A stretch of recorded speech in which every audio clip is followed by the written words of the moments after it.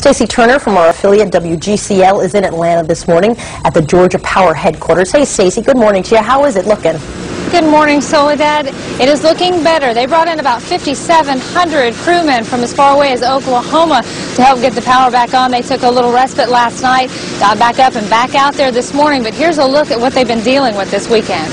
Now, Soledad, we're still looking at about 57,000 residents here across the state of Georgia without power. But Georgia Power says they're going to try to get everyone in theirs back up and running by the end of the day today. Kind of a bold statement, but we'll keep our fingers crossed that it'll clear up pretty soon. Well, Lori, just to give you some idea of where we are, we're standing on an on-ramp to I-20 because there's no traffic heading on to this section right here. You can see those blue lights back in the distance. Now, this all happened on I-20 westbound, 1 mile west of the exit for Highway 5 at just a few minutes after midnight, and investigators are still trying to figure out why it happened. A Douglas County officer who was out on patrol actually witnessed this accident. He says an 18-wheeler was headed eastbound and it crossed through the grass median into the oncoming westbound traffic.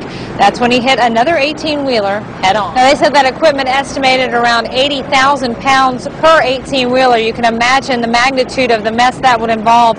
Amazingly, the driver of the westbound truck survived this ordeal. He was hanging upside down in the cab of his truck by his seat belt. They were able to get him out. He was walking around. Did not take any chances. They flew him to Atlanta Medical Center just to get him thoroughly checked out. The driver of the other 18-wheeler that crossed the median unfortunately died in this crash. If you're planning on taking I-20 westbound, it's going to be a while before they open us back up. They haven't given us any indication of when that might be, so plan on those alternate routes like Bankhead Highway. Lori? You know, Laura, when we first got here shortly after midnight, fire trucks were still arriving here at this apartment complex along North Avenue. And there seemed to be some confusion about who had survived the flames and who hadn't. In all, 6 people were hospitalized in relation to this fire, both those living in the apartment at the time that the fire broke out and also some people living nearby who suffered from some smoke inhalation. Now, no one has been allowed back in the entire building. They've shut off the electricity and the gas for the night, but we are told those people have been provided shelter at a local Days Inn. But in all, a very tough morning for that family.